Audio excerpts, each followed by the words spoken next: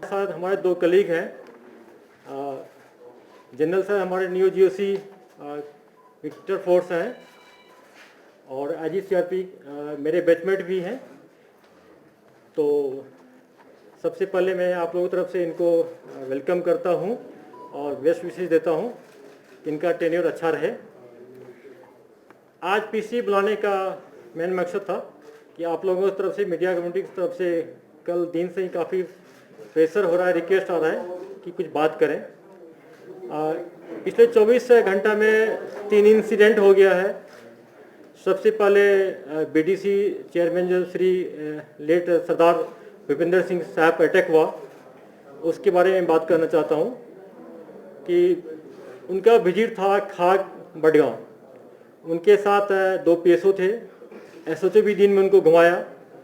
Evening में उन्होंने दोनों पीएसओ को खाग थाना में ड्रॉप कर दिया और बोला मैं तुरंत आ रहा हूँ। बिना पुलिस को बताए चुपचाप अपने प्राइवेट गाड़ी में अकेले अपने गांव चले गए, जो वहाँ से काफ़ी 10-12 किलोमीटर दूर था। घर पहुँचते ही उन पर फायर हो गया। उस इंसिडेंट में हम लोग दोनों पुलिस के जो पीएसओ थे उनको सस्पेंड किए हैं और तफ्तीश चल रहा है और 2 सस्पेक्ट को बुलाए हैं। एसपी बडगांव खुद पूछताछ कर रही है उसके बारे में।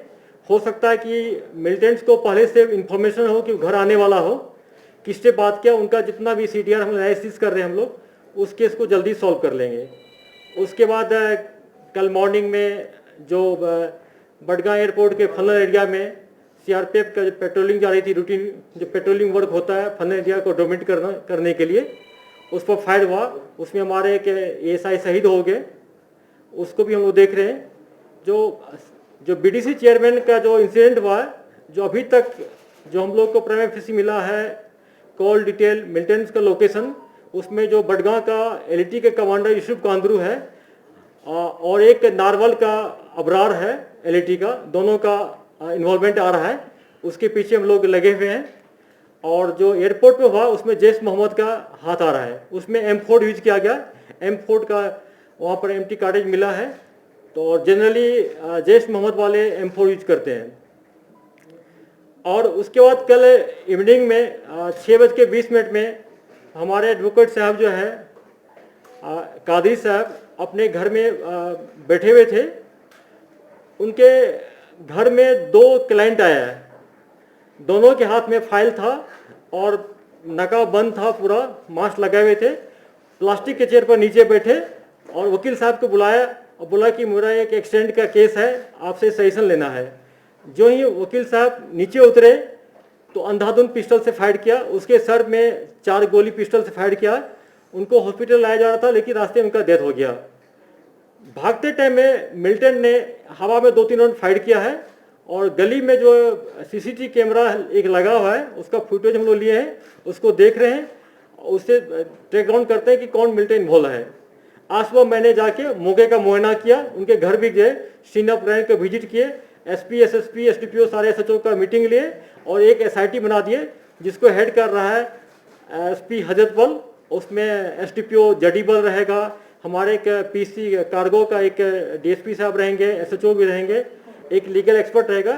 एसआईटी को आदेश दिया गया है कि जल्दी से जल्दी इसके उसको सॉल्व करें।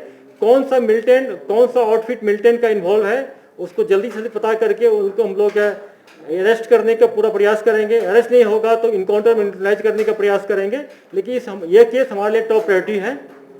उसके बाद मैं अच्छी खबर भी शेयर करना चाहता हूँ कि कल मॉर्निंग में एसपी अनंतनाग को इन्फॉर्मेशन मिला था कि सिरहमा इलाके में 2 टॉप कमांडर छिपे हुए हैं।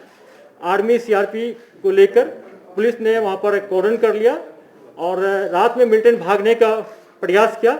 हमारे जवानों का जवाब दिया। आज मॉर्निंग में उनको ट्रैक करते करते, सर्च करते करते एक घर में उनको लोकेट किया गया। उसमें हम लोग फायरिंग भी किए, एक्सप्लोसिव को थोड़ा यूज किए। उसमें दोनों मिलिटेंट मारे गए हैं। उसमें एक जो अबू रेहान है पाकिस्तान का, वो मार्च 2019 से साउथ कश्मीर में एक्टिव था, बहुत सारे किलिंग इन्वॉल्व है। दूसरा जो पुलवामा काकपोरा का आदिल है, आदिल रशीद भट्ट, जो एलईटी के कमांडर है। रिसेंटली आप लोगों को याद होगा, आप लोग सीसीटीवी कैमरा भी देखे होंगे, जो नौगांव में अटैक करके हमारे 2 पुलिस वाले को उन्होंने हलाक कर दिया था। हमारे 2 शहीद हो गए थे जेके पुलिस के जवान, और एक इंसास लेकर भाग गया था। वो इंसास भी आज मिल गया है। और ये दोनों मिलिटेंट बहुत डेडे मिलिटेंट थे और एलटी का काफ़ी अटैक में इन्वॉल्व था। मैं इसके लिए आर्मी, सीआरपी, पुलिस तीनों को बहुत मुबारकबाद देता हूँ। बहुत अच्छा काम हुआ है। अगर आप लोग का दूसरी बात है कि जो शोपियन के केस के बारे में जो डीएनए का जो सैंपल आया था, आज हम सुबह हमारे पास मिल गया है, मैचिंग किया है और उसमें हम लोग फर्दर कार्रवाई करेंगे। अगर आप लोग को स्पेसिफिक क्वेश्चन है जोशी साहब से या सीआरपी साहब या मुझसे से पूछ सकते हैं। पार्डन? हाँ, पॉजिटिव मैचिंग हुई। मैचिंग मतलब ही होता है पॉजिटिव मैचिंग हुई। आगे का जो आर्मी ने खुद कार्रवाई ऑलरेडी कर चुका था, आप लोग के सामने ऑलरेडी शेयर कर दिया गया लास्ट वीक में। और पुलिस का जो तफ्तीश का कार्रवाई होगा उसको हम लोग कर रहे थे और उसको आगे बढ़ाएंगे। अब क्या अभी तक उन तीनों का कोई इन्वॉल्वमेंट आया है? क्योंकि अभी तक उनको सस्पेक्ट ही देखा जा रहा है, उनकी मिलिटेंसी इन्वॉल्वमेंट बोल रही है। मैंने कहा ना कि अभी हम लोग कार्रवाई को तेजी से करना शुरू कर देंगे।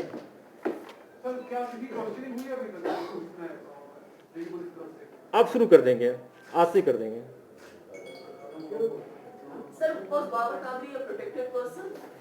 नहीं, बाबर कादरी प्रोटेक्टेड पर्सन नहीं था, लेकिन जैसा कि मैंने आप लोगों से बात किया, अपने पुलिस वाले से बात किया, 2018 में इसके गाड़ी पे एक बार फायरिंग हुआ था, इनको थ्रेट था। इसीलिए इनके जो रिलेटिव एक हमारे एसडीपी और डीएसपी साहब है, उन्होंने पर्सनली इसको रिक्वेस्ट करा था कि आप लोग हवल में जहाँ रहते हैं वहाँ मत रहिए, किसी सेफ जोन में रहिए। और आज जाके मैंने एसएचओ लाल बाजार से, जडीवाल से, एसडीपीओ से बात किया। उनका एक कहना है कि पिछले लास्ट वीक से उसको रिक्वेस्ट हम लोग कर रहे हैं कि इधर मत रहिए, क्योंकि बड़ा कंजेस्टेड एरिया है, वहाँ पुलिस का पेट्रोलिंग करना मुश्किल है। आज मैं खुद जाके गया हूँ, वहाँ गाड़ी भी नहीं आती है, पैदल जाना पड़ता है, बहुत नैरो गली है वहाँ पर। और उसके बाद उनका ये कहना था कि मैं अपना घर छोड़ के नहीं जाऊँगा। दूसरी बात है कि उन्होंने एक आज देखा, मैंने आप लोगों में शेयर किए थे कि कुछ ट्वीट्स किए थे कि अंदेशा जाहिर किए कि हमको खतरा है। अनफॉर्चुनेटली उनसे भी गलती हो गया है कि उन्होंने कश्मीर पुलिस को उसमें टैग नहीं किया। उसमें जम्मू पुलिस है लिखा है, ZPHQ जम्मू है। और ऐसे किसी भी प्रोटेक्टेड पर्सन हो या नहीं भी हो, किसी को कोई थ्रेट मिले तो नियरेस्ट एसएचओ से, एसडीपीओ से, डिस्ट्रिक्ट एसपी से, रेंज डीआईजी, आईजी, डीजी, किसी से बात करना चाहिए। हम लोगों से कोई कभी शेयर नहीं किया। अगर शेयर करते, फोन भी करते, तो जरूर उसको वहाँ से ला के हम लोग किसी सेफ एरिया में रखते हैं। नहीं, आप फिर से देखिए, उसमें लिखा है ZPHQ जम्मू। हाँ, इससे उनको लिखना चाहिए। अगर ZPHQ मतलब होता है जोनल पुलिस हेडक्वार्टर, मेरा ऑफिस होता है। अगर ZPHQ कश्मीर लिखते हैं या श्रीनगर लिखते हैं तो हम लोग का जो मीडिया सेल है उसको मॉनिटर करके उनसे बात करते, रब्ता कायम करते हैं। तो ये मैं नहीं कह सकता हूँ कि उन्होंने गलती से लिखा या जानबूझ लिखा, ये कहना मुश्किल है, लेकिन जो लिखा है फैक्ट्स आपके सामने है। सोपोर इंसिडेंट में आपका 2 रिपोर्ट्स आ रहे हैं, 2 पुलिस वालों को सस्पेंड किया गया है। ये क्यों किया है suspend, and what is the progress of the investigation? अभी उसमें तफ्तीश चल रही है और एडिशनल डीसी जो बारामूला भी उसमें पैरेलल मजिस्ट्रेट इंक्वायरी कर रहे हैं। तब उसको सस्पेंड इसलिए किया गया कि जब उसको रिकवरी फर्दर करने के लिए ले गया था तो दोनों का हाथ से भाग गया था वो, तो ये इसलिए किया गया और कोई खास बात नहीं है। उसके मतलब एक सीसीटीवी फुटेज भी इधर भी वायरल हुई सोपोर के बारे में।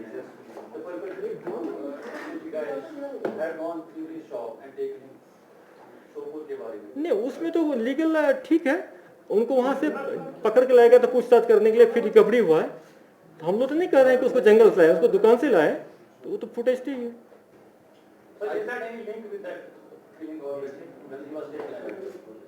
कौन सा किलिंग? आप लोग से शेयर भी किए थे कि उनको वहां से लाया गया था, फिर रिकवरी हुआ था 2 पिस्टल, फर्दर इंट्रोगेट किया गया था उनको थाना में, फिर उन्होंने बोला कि 6 और किया गया, फिर फर्दर रिकवरी के लिए उसको ले गया था बाहर। उसकी क्लियर कट है उसमें जो प्रेस ब्रीफ में पूरा।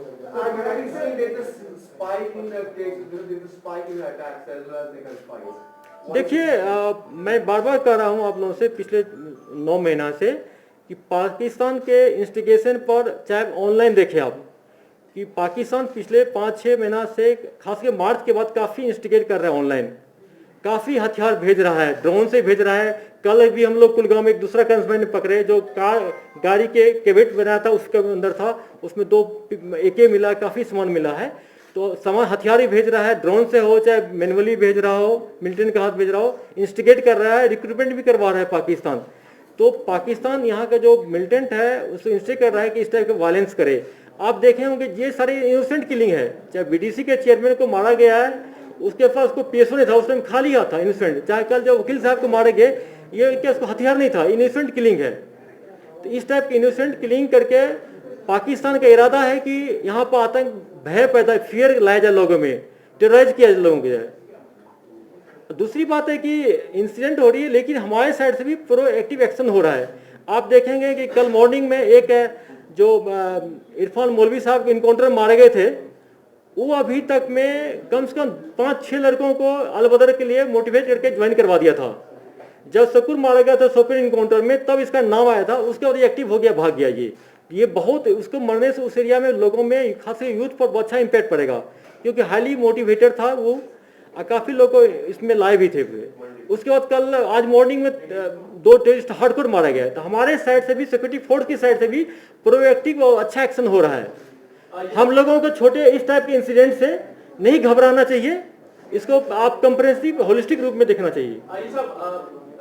कुछ साल पहले एक लिस्ट आया था और एक ब्लॉग चलता था जो पाकिस्तान नाम आया था, उसमें भी बाबर कादरी का नाम आया था। एक नए ऑर्गेनाइजेशन TRF की तरफ से एक और लिस्ट जारी हुआ है जिसमें कुछ लोगों को हिट लिस्ट के तौर पर पेश किया गया है। तो पुलिस कैसे देख रही है और कैसे, क्या बाबर कादरी का किलिंग उस लिस्ट या उस ब्लॉग के साथ जुड़ा हुआ है, या फिर आने वाले जिस तरीके से TRF अब जमीन पे आ रहा है, क्या श्रीनगर में TRF की प्रेजेंस इतनी हो गई है या इसमें किसी स्पेसिफिक मिलिटेंट ऑर्गेनाइजेशन का? देखिए, मैं बार बार कह रहा हूँ कि TRF कोई रियल ऑर्गेनाइजेशन नहीं है। TRF एक वर्चुअल ऑनलाइन ऑर्गेनाइजेशन है। ये LAT का ऑफशूट है।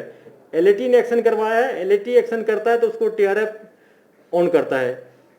दूसरी बात है कि जो लिस्ट आया था TRF की तरफ जो ऑनलाइन आया था, उसमें आर्मी के कुछ लोग थे, पुलिस के थे, कुछ एडवोकेट थे, कुछ जर्नलिस्ट थे, कुछ सिविलियन था। उन लोगों को हमारे कंसर्न थाने वालों ने उनसे बात किया, उनको समझा दिया गया कि अगर आपको कोई ऐसी थ्रेट कभी लगता है तो काइंडली मुझे अप्रोच करें, हम लोग प्रिवेंटिव एक्शन लेंगे। उसमें कुछ ऐसे भी नाम है कि जो आज तक नहीं तो किसी का सोच रहा है, नहीं किसी के लिए काम किया है और कहीं उसका लिंक नहीं है, तो उसको हम लोग वेरीफाई कर रहे हैं। जहाँ तक इनका, मैंने बार बार कहा कि इनको थ्रेट था, इसीलिए इनके ब्रदर इन लॉ जो थे हमारे SDPO पंथा चौक, उन्होंने खुद जाके उनको समझा भी था कि आप ये घर हवाले मत रहिए, बहुत वहाँ जगह खतरा से खाली है, वहाँ नहीं रहना चाहिए, किसी सेफ एरिया में घर लेकर रहिए। वो बिल्कुल मानने को तैयार नहीं थे पूरा, क्योंकि फैक्ट है हर एक लोग अपना घर पसंद होता है, एंसेस्ट्रल बेस पसंद होता है। लेकिन अगर उनको थ्रेट था, वो बहुत पढ़े लिखे आदमी थे, बुजुर्ग थे, हालात को समझते थे, तो उनको हम लोगों से शेयर करना चाहिए था। अगर शेयर करते तो जरूर हम लोग कुछ से कुछ प्रिवेंटिव एक्शन लेते। और मैं आप लोगों से भी फिर भी कहता हूँ कि अगर किसी जर्नलिस्ट, हमारे किसी कलीग भाई को भी, किसी को अगर किसी को थ्रेट इस टाइप के मिले तो तुरंत बताना चाहिए।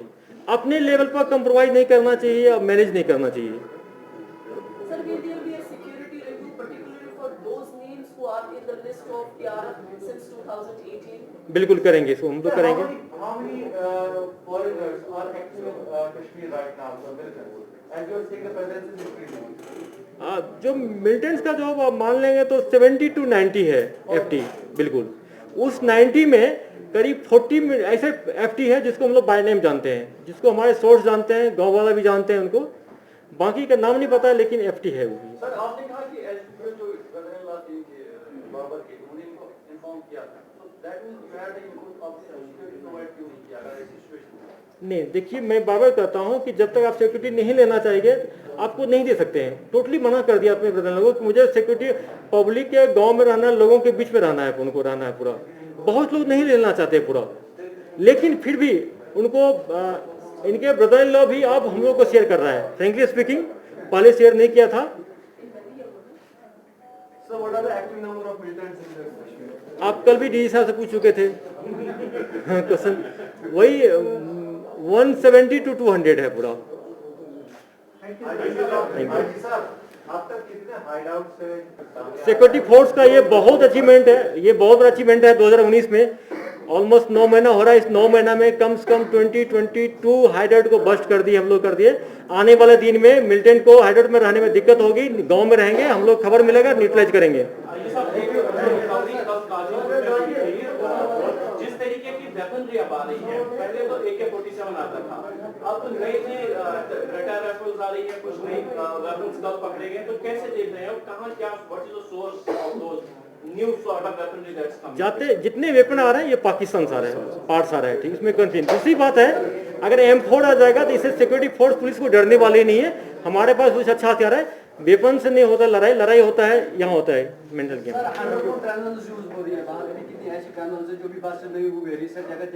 देखिए ये जम्मू जोन के ये जम्मू जोन का क्वेश्चन है, बेटर होगा कि आज ही जम्मू से पूछे।